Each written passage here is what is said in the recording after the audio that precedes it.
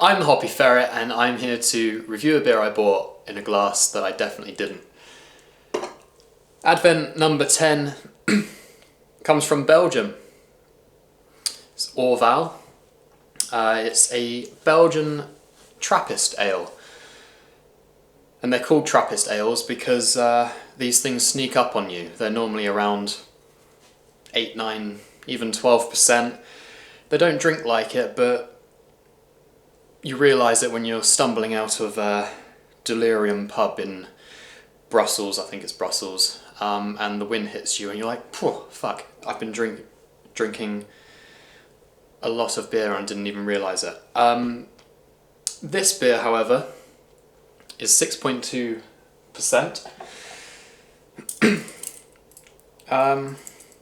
Yeah, I really enjoy this beer. Nice bit of smoke there.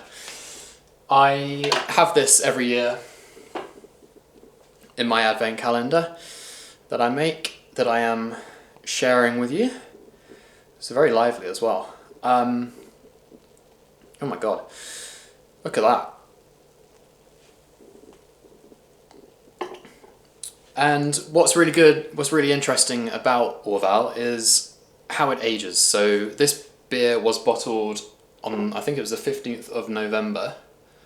15th of November 2023. It has a best before of 15th of November 2028. So what you can do is you can age these beers, and if you're really lucky and really on it and plan it well, you can, I think they call it vertical tasting. So you get a bottle that's 1 year old, 2 year old, and so on. Crack them open, have some nice cheese and biscuits or whatever, and yeah, see how the different bottles develop and give different characters.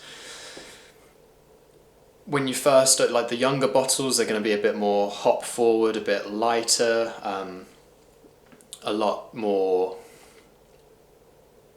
yeah, hoppy and malty, and less of the yeast character coming through. So it's a little bit less funky, and as it ages, it becomes a bit more farmhousey, more wild.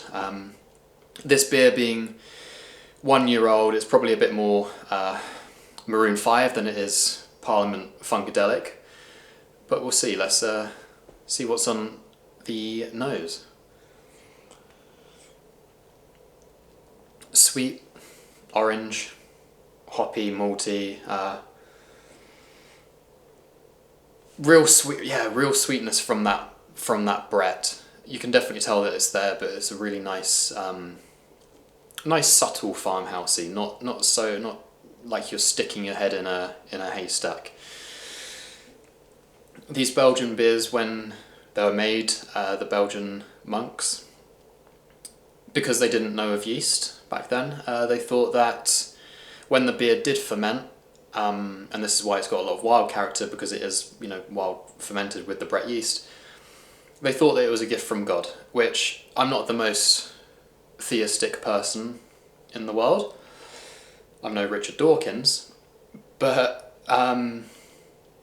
if there's anything to prove the existence of God, then it would be beer. So let's cheers to that.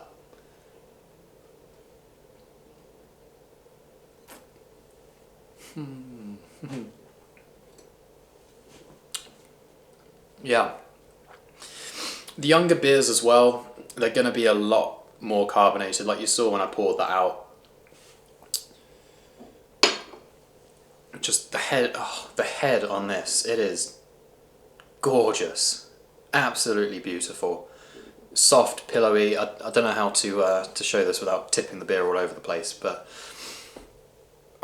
that is gorgeous. I could fall asleep quite happily on this. I recently got satin pillowcases and they're quite comfy, but this looks even nicer. As for the taste, it's got some bitterness, it's got some of that funk, it's got a nice little orange punch that really, hits you on the first sip. But it's definitely not as funky as some of the older Orvals I've had, and I've only managed to keep them for 3 years until I ended up diving into them. Incidentally, this is a bottle that I bought from last year, so it was incredibly fresh when I bought it, but I've let it age, let it sit for a little bit.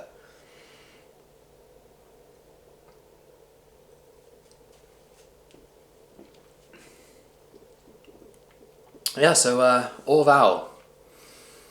If you get your hands on this, if you get your hand on 3 bottles of this, do look at the bottom, sorry, not the bottom, the side, I guess you call it, of the bottle, if I can get that to focus.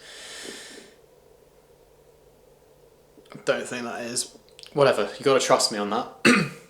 See when it's bottled, and yeah, try and get them together.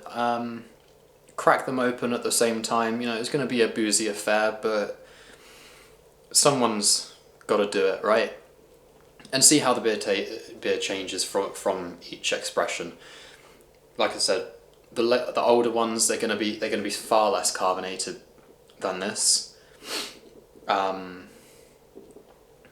going to be a bit darker as well as the oxidation takes place, and this is what's really beautiful about beer. It's a living thing, not literally, but it changes and evolves, and it's really interesting to see how beers like this, you know, don't do it with a New England IPA, but when you get a chance to age beer, I think it's really exciting, and it's just another way to sort of nerd out and geek out about beer. One other way to nerd out about beer is if you drink a little bit and then swirl the glass and pour that yeast in. You can see how the flavour of the beer changes and develops from that, because before you pour the yeast in, it's going to be a lot more hop forward. Once you pour the yeast in, you're going to get a lot more, funnily enough, of the yeast character. It's also going to knock out a little bit of the carbonation. But, you know, I don't know if you can tell, but it's definitely gotten a little bit darker. It's become much hazier. That is a gorgeous colour. That is a beautiful colour.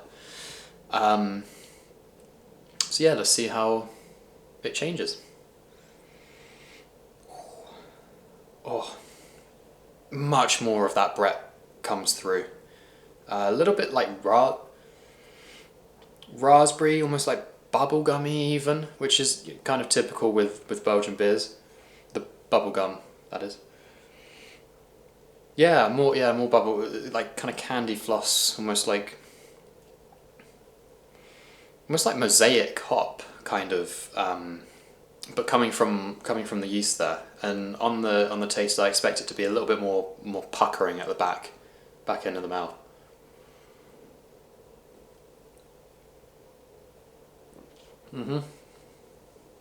Oh, these are gorgeous, gorgeous, gorgeous, gorgeous. And as I said, this is why they call them Trappist beers, because they trap you, Scooby. They trap you. And I could drink these, maybe not all day, but they're a lovely thing to sit in with and sip after a long day, such as I've had. And I'm going to do exactly that. So I'll see you tomorrow. Cheers.